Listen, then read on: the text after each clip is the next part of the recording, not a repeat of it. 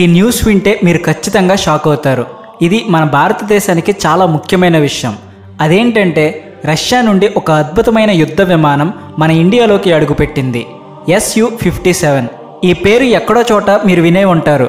రెగ్యులర్గా మా channel follow అయ్యే వారికి నేషనల్ ఇంటర్నేషనల్ విషయాల మీద ఖచ్చితమైన అవగాహన ఉంటుంది. వాళ్లకు Su-57 గురించి ప్రత్యేకంగా చెప్పక్కర్లేదు. కానీ మీరు మా ఛానల్కి కొత్తగా వచ్చినట్లయితే మీకోసం బ్రీఫ్గా చెప్తాను, వినండి. అంతకంటే ముందు మీరు మా ఛానల్ సబ్స్క్రైబ్ చేసుకోకపోతే వెంటనే సబ్స్క్రైబ్ చేసుకోండి. ఎంతోమంది సైంటిస్టులు రాత్రి పగలు కష్టపడి మన దేశ అభివృద్ధి కోసం ఎన్నో కొత్త ఆవిష్కరణలు చేస్తూ ఉన్నారు. వాళ్ళందరికీ సెల్యూట్ చేస్తూ జై హింద్ అని కామెంట్ సెక్షన్లో రాయడం మర్చిపోకండి. Su-57 ఇది ప్రపంచంలోనే నెంబర్ 1 యుద్ధ విమానం. రష్యా తయారు చేసిన ఈ యుద్ధ విమానం ఇప్పుడు ఇండియాలో బెంగళూరులో అడుగుపెట్టింది. ఇది ప్రపంచంలోకెల్లా అత్యంత వేగవంతమైన పవర్ఫుల్ యుద్ధ విమానం. అయితే ఈ యుద్ధ విమానం మన దేశంలోకి రావడం విశేషం కాదు. ఈ ఎయిర్ క్రాఫ్ట్ గురించి ఇప్పటికే సోషల్ మీడియాలో చాలా ట్రెండ్ అవుతూ ఉంది. రష్యా కూడా ఈ ఎయిర్ క్రాఫ్ట్కి చాలా హైప్ క్రియేట్ చేసింది. అందుకే ప్రపంచం మొత్తం ఇప్పుడు ఈ ఎయిర్ క్రాఫ్ట్ వైపే చూస్తూ ఉంది. ఎప్పుడైతే ఈ ఎయిర్ క్రాఫ్ట్ ఇండియాకి రాబోతూ ఉందో అప్పుడే రష్యా ఒక వీడియో రిలీజ్ చేసింది. ప్రపంచమంతా దండోరా వేస్తున్నట్టుగా ఆ వీడియో సోషల్ మీడియాలో కొన్ని గంటల్లోనే చాలా వైరల్ అయింది. ఎన్నో పెద్ద న్యూస్ ఛానల్స్ కూడా ఈ విషయాన్ని కవర్ చేస్తూ న్యూస్ టెలికాస్ట్ చేస్తూ వచ్చాయి. ఈ విధంగా రష్యా తన యుద్ధ విమానం ఇతర దేశాలకు ఏమాత్రం తీసిపోదు అని నిరూపించింది. ముఖ్యంగా ప్రపంచ దేశాలకు చెందిన నాయకులు ఇప్పుడు ఈ ఎయిర్ క్రాఫ్ట్ గురించి చర్చించుకుంటూ ఉన్నారు.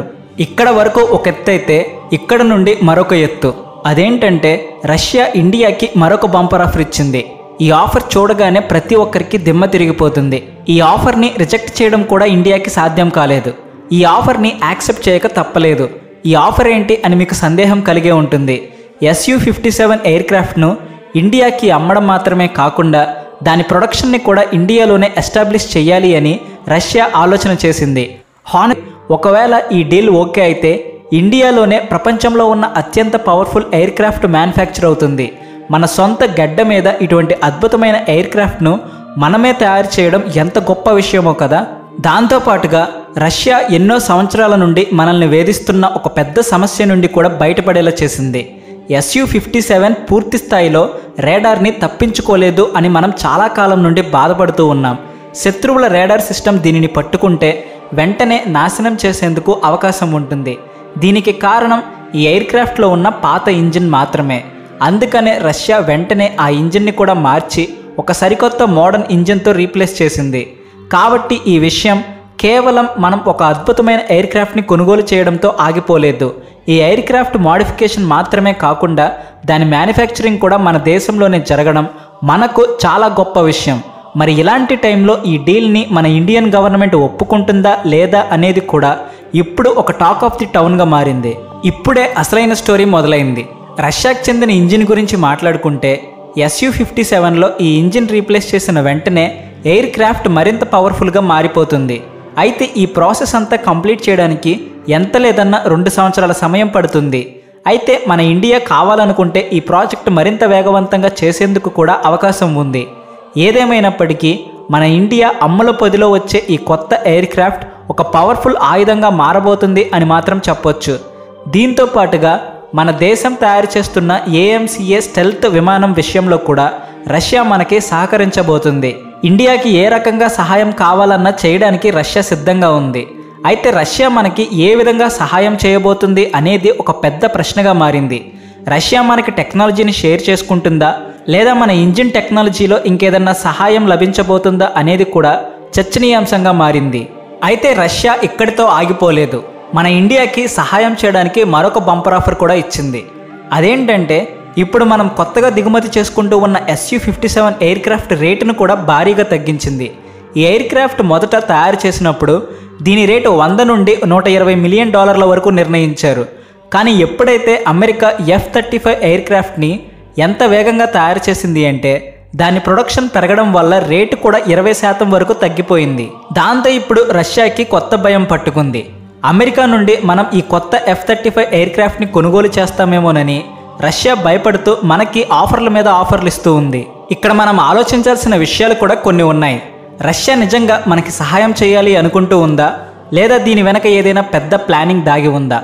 పొలిటికల్గా మన సపోర్ట్ను సంపాదించుకోవడానికి మాత్రమే రష్యా మనకి ఆఫర్ల మీద ఆఫర్లు ఇస్తూ ఉందా అనేది మనం ఆలోచించాలి. మనకి కొత్తగా వస్తున్న ఈ ఆఫర్లను మనం యాక్సెప్ట్ చేస్తామా లేదా అనేది కూడా ఇప్పుడు పెద్ద ప్రశ్నగా మారింది. రష్యా మనకి సహాయం చేస్తూ ఉంది కాబట్టి రష్యా నుండి టెక్నాలజీని కూడా మనం దిగుమతి చేసుకుంటాము. ఏఎంసీఏ యుద్ధ విమానాలకు ఒక కొత్త టర్నింగ్ పాయింట్ లభించబోతుంది అని మనం అనుకోవాలి. ఏదేమైనప్పటికీ మనం ఇప్పుడు తీసుకోబోయే నిర్ణయం ప్రపంచాన్ని డైలమాలో పడేస్తుంది. ఇప్పుడు ఈ స్టోరీ చాలా ఇంట్రెస్టింగ్గా మారింది. ముఖ్యంగా అమెరికాకి రష్యాకి మధ్య విపరీతమైన కాంపిటీషన్ పెరిగిపోతూ ఉంది. ఈ రెండు దేశాలు తమ యుద్ధ విమానాలను అమ్ముకోవడానికి పోటీ పడుతూ ఉన్నాయి. రష్యా Su-57 మీద ఫోకస్ పెడితే అమెరికా మాత్రం F-35 మీద ఫోకస్ పెట్టి యుద్ధ విమానపు ప్రొడక్షన్ని భారీగా పెంచేసింది. దీంతో పాటుగా ఆ ఎయిర్ క్రాఫ్ట్ రేటు కూడా చాలా వరకు తగ్గించింది. ప్రొడక్షన్ వాల్యూస్ బాగా పెరగడం వల్ల ఈ ఎయిర్ క్రాఫ్ట్ని తయారు చేయడం చాలా సులభం అవ్వడమే కాకుండా దాని రేటు కూడా తగ్గేలా చేసింది. ఒకప్పుడు $120 మిలియన్ రేటు కలిగిన F-35 లాస్ట్ ఇయర్ $100 మిలియన్ పడిపోయింది. ఇప్పుడు $80 మిలియన్ ఈ యుద్ధ విమానాన్ని అమ్మబోతున్నాము అన్నట్టు అమెరికా ప్రకటించింది. F-35 రేటు ఎగ్జాక్ట్గా చెప్పుకోవాలి అంటే ఇప్పుడు $78 మిలియన్ వరకు వచ్చింది. అందుకనే రష్యా కూడా Su-57 రేటుని ఇదే రేటుకి తీసుకువచ్చేలా చేస్తూ ఉంది. ఇంతకు మించిన ఆఫర్ మనకు ఇంకేం లభిస్తుంది అని మీకు అనిపించవచ్చు. తక్కువ రేటుకి మంచి యుద్ధ విమానాన్ని మనం కొట్టే అవకాశం ఉంది అని కూడా మీకు అనిపిస్తూ ఉండొచ్చు. అయితే రష్యా గత 1.5 సంవత్సరాలుగా మనకు ఇదే ఆఫర్ ఇస్తూ ఉంది. ఇప్పటి వరకు మనం ఆ ఆఫర్ని యాక్సెప్ట్ చేయడమే కాకుండా $2 బిలియన్ కూడా మనం చెల్లించాము. కానీ ఈ మధ్యలోనే మనం ఈ కాంట్రాక్ట్లో వెనక్కి తగ్గాము. ఎందుకంటే మనకి ఈ ప్రాజెక్ట్ మీద ఏమాత్రం నమ్మకం లేదు. దీనికి కారణం ఏంటంటే Su-57 రేడార్ని తప్పించుకోవచ్చు అని రష్యా మనకి చెప్పింది. కానీ అది ప్రాక్టికల్గా సాధ్యం కాలేదు. ఇంజిన్ని మార్చి దాని ప్లేస్లో A-51 ఇంజిన్ అమర్చి ఈ సమస్యను సాల్వ్ చేస్తాము అని రష్యా చెబుతూ ఉంది. కానీ అది ఎంతవరకు నిజమో కూడా మనకి తెలియట్లేదు. మనం ఏ నిర్ణయాన్ని కూడా తొందరపడి తీసుకోము. ఇక ఏఎంసీఏ ప్రాజెక్టులో రష్యా సహాయం గురించి చెప్పుకుంటే ఈ విషయంలో కూడా మనం రష్యాను ఎంతవరకు నమ్మొచ్చు అనేది మనకు తెలియదు. రఫాయేల్ యుద్ధ విమానాన్ని కొనుగోలు చేస్తున్నప్పుడు ఫ్రాన్స్ కూడా తన టెక్నాలజీని మనతో పంచుకుంటుంది అని చెప్పింది.